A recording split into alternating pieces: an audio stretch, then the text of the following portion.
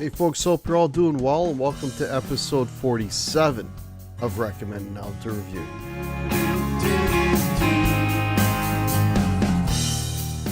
So the way the show works is every week you folks are kind enough in the comments to recommend some albums for me to review. I go through the list, criteria, single album, something that's not, an hour and a half long, something I can digest in a week, something that I can get into and enjoy, because if I can't get through the record, it's not going to be a very fair review. So it has to be something that kind of, doesn't have to be my favorite record, but it has to be something that I can get through and listen to and have a decent opinion on, just by having more than one listen of it. So there you go.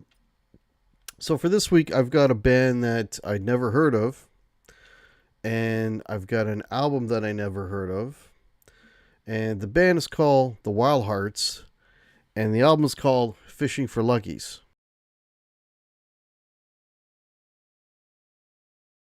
So the Wild Hearts, from what little I've read, they're a British band formed in the late 80s.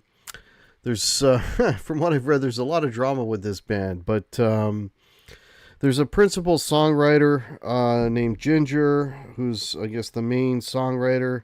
I don't know who's in the band at the time of this recording, but currently you have Ginger, John Poole, Ben Marsden, and Pontus Snib. But yeah, so they were formed in the late 80s in England. This particular record apparently was just sort of something they were going to make for the fan club. And it's had multiple releases of it. The version I'm going to talk about today is the one with 6 tracks on it. It's about a little over 40 minutes long. So Fishing for Luckies, because there are other versions of it with more tracks and all kinds of stuff. But this is a really interesting album. There's a lot going on. Some of the songs are really, really complex. There's a lot of different parts to it. It's almost like if you took Billy Armstrong from Green Day and kind of threw him in a stew with maybe Metallica and, maybe even a little bit of just a touch of avant-garde, a la maybe System of a Down, and he kind of mixed them all up. So you've got the sort of Green Day type poppy melodies with, at some points in some songs, just very straightforward power chords. But then you'll have another section of the song that's just, crazy chops and, very choked and precise picking patterns, and, really locked in with the drums and, the a la James Hetfield type of stuff. And then, then you've got these melodies that run over top of it. So, which you don't expect in that style of music, so you get the aggression of the guitars and the complexity of the arrangements. And some of these arrangements are really complex. Multiple parts. If you don't like, this bit of the song, just give it, a couple seconds and there'll be another one around the corner that you'll like, that type of thing. So there's a complexity there. You've got melodically, and there's a lot of non-singing on this record. So, you could have a 7-minute, 8-minute song, and they'll only be singing maybe a third of it, and the rest of it will just be all these movements, all these it's a word I'm looking for, like not experiments, but all these sort of tangential musical areas that it'll take you to, and eventually come back to the main theme. But they take you on a trip, and that's the cool thing about this record is when you're listening to it, because there's so many parts and so many songs, it's like, oh, I forgot that bit. Yeah, that's a cool bit. You actually forget. And I don't know how these guys remember all these parts to all these songs, man. It's quite the roadmap, because there's a lot of riffs and just, a lot of complexity at times with the drums and the guitars, and so it's like Green Day with amazing chops. That would be another way to describe this band. Get the pop melodies, the crazy chops. But anyways, let's go through the tracks. All right, the first track is called Inglorious at 7 minutes and 47 seconds. It starts off with this kind of mellow, haunting, arpeggiated guitar, and then the big chords just come in like a sledgehammer, and it's got that real punk attitude. Then it gets into very, that very precise, tight, that sort of chunky guitar, really tight, high, compressed guitar, and the muffling the strings. And then it opens up in big chords again, and then there's that part where there's always sort of a melodic kind of hooky part to the vocal.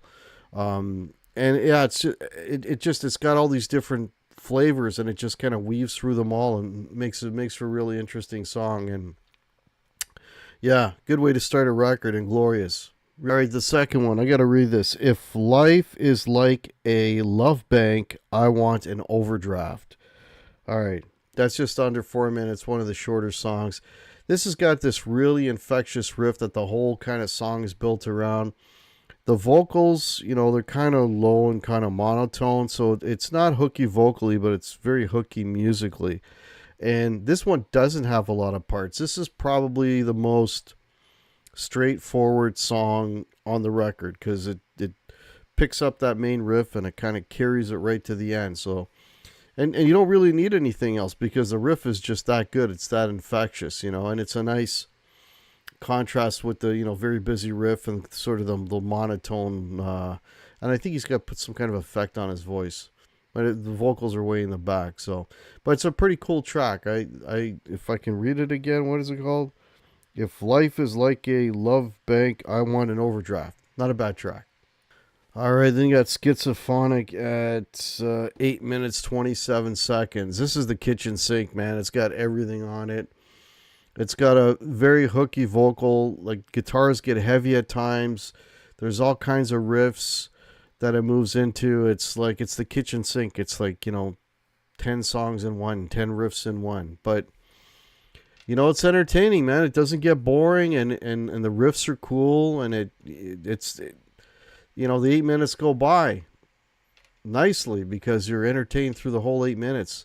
So that's what's cool about these guys. They've got so many parts to their songs and very complex arrangements, but they're still very entertaining. So Schizophonic, pretty good track. Do the Channel Bop, 7 minutes 41 seconds. Same thing, lots of different riffs. Now with this one, I don't know, maybe the last half at least is just an extended riffarama where the guitar is going from one riff to another to another to another. And it just kind of it's a little departure from the song, and then it goes into all of that sort of thing. And again, man, it's really, really cool. I mean, the riffs are great. They can be really heavy, even kind of like, Sabbath-like, just sort of big and heavy, like Godzilla type riffing at times, but just really, really, really entertaining. Good riffs, good playing, great musicianship, and the other songs are just really cool to listen to. Then you got Geordie in Wonderland at just under 3 minutes. This is kind of a, I don't know, like a bar song. This the type of song, you imagine a scene of a movie in some pub in England, and everybody's kind of swinging their beer and singing all together. It's that kind of vibe.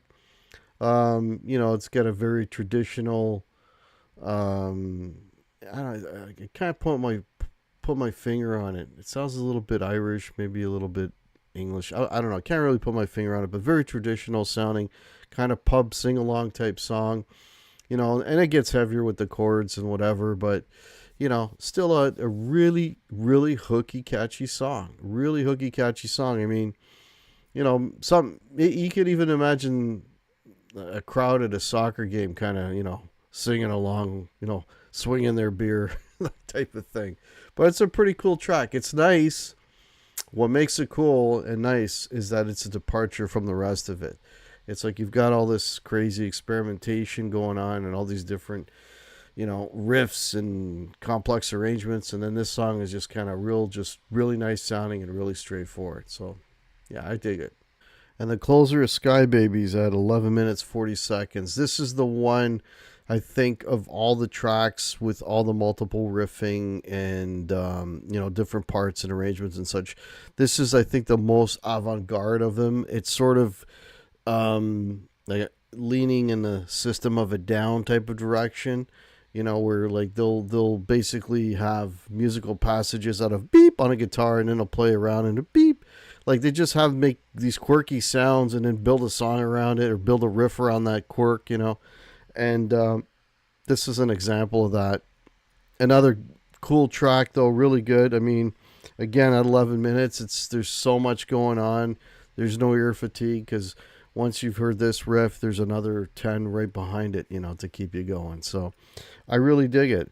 So what do I think about this record? I mean, there's only 6 tracks on it, but because the tracks are so long, I think the whole record lengthwise, let's see. I can't find it at the moment, but I remember seeing somewhere it was still over 40 minutes. So it's entertaining. It's like you put it on, and you just kind of go for a little ride with all the different tracks. And, not all the riffs are going to grab you. You're not going to, like them equally. But the point is that in every song, there is an element that I like. You know what? I don't like this riff or this bit. There's guaranteed a second later, there's another one that's going to grab you. So it's that kind of thing, right? It's always morphing, and it's keeping you interested, at least keeping me interested and entertained for those 40 some odd minutes that I was listening to this record. So, yeah, I dig it. What would I rate this out of 5? I don't know. This would be probably close to a 4. Just because some of the riffs are cool. They're cool. They're heavy. They're hooky, and then a lot of times you get the hooky riff and you got the hooky, pop sensibility and the vocals going over top of it. So, instead of just being musically hooky, it's also, well, they're both musically hooky, but you know what I mean? Not just, instrumentally, but also vocally at the same time. So you get both kind of grabbing you at the same time. So I want to thank the subscriber that recommended this record. I really dig it. Thank you so much. If you're new to the channel, please hit the like and subscribe. And we'll catch you next Thursday, 7 p.m. for another recommended album to review. Cheers.